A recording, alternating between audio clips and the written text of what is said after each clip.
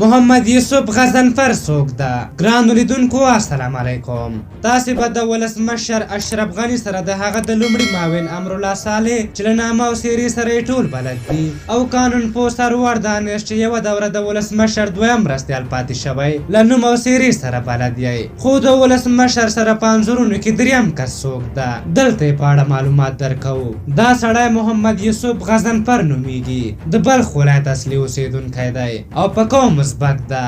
دی د پارلمان په 15مه دوره کې د بلخ ولایت د خلکو استازی پاتې شوی، خو وروسته یې پرېکړه وکړه چې لا سیاست ته مخه کړي او په ټاکنو کې له محمد اشرف غني سره په دولت جوړونکي ټیم کې د رهبرۍ پارشد غړو کې شامل شو.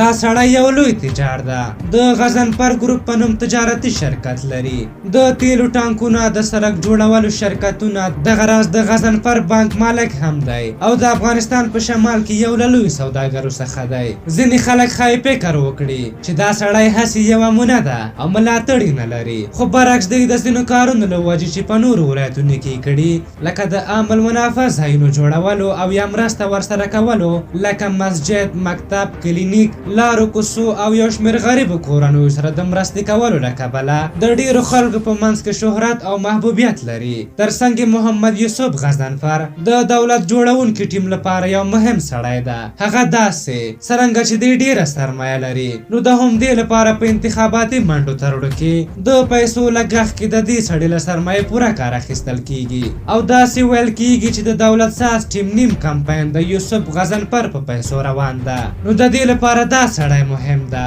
چې یو خو د دولت ساز ټیم قومي ترکیب بشپړ کړی، څرنګه چې په افغانستان کې ټاکنیز ټیمونه تر ډېره د قومي ترکیب په بڼه جوړیږي، د لوی قومونو استازي پکې وي ترڅو د هغه قوم خلک خپل ځان په دغه ټیم کې وویني، څرنګه چې اشرف غني پښتون، امرالله صالح تاجک او سرور دانش هزاره ده، نو په ټیم کې یو ازبک ته هم اړتیا وه. نو دولت ساز غضنفر راوست. له بلې خوا دی ګڼ ملاتړي هم لري او ترڅنګ یې د دولت ساز لپاره مالي منابع هم برابرې کړې. د غضنفر په اړه یو بل څه هغه دا چې د ده بیکګراونډ په اړه منفي ټکي نشته.